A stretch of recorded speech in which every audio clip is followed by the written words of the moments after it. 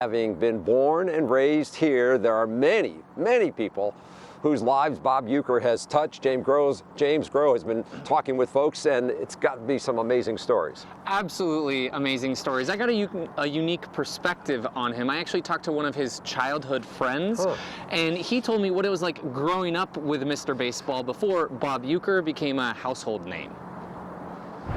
We know Bob Uecker since I was 14 years old. George Mustas has known Bob Uecker since the 1940s, when Mr. Baseball was just a kid from the neighborhood. We were playing ball, and he came and asked, "You guys need a ball player?" And my brother said, "You any good?" He said, "You'll see." And that's how George and Bob's friendship began. They would play baseball at the park that was near 14th and Cherry Streets, which is the King Park neighborhood in Milwaukee.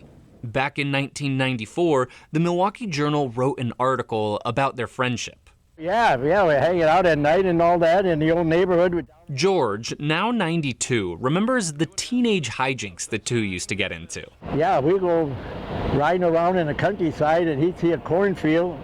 He'd say, "Hey, stop the car." He'd run out and grab a couple of ears of corn and chomp, chomp, chomp.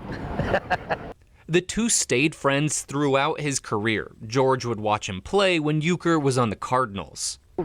Whenever he come to town, he'd leave tickets for us and stuff like that. And that continued as he became the voice of the Brewers. I saw him last year and the year before. George talked to us because he wanted people to know what Uecker was like as a teenager. He's a funny guy, just like he was today, and he's like that as a kid, all the way growing up.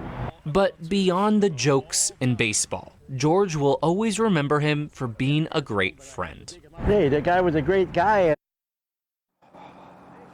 So I didn't know Bob Uecker personally, unlike George, but I actually studied him. Oh. So in college, I was studying journalism. I wanted to be a play-by-play announcer. So I covered soccer, volleyball, and tons of baseball games. Yep. I would study his tapes Why to not? learn how he did it, Yep. to understand how he did what he did. So that's how I'll always remember him, you know? So can you do the iconic call?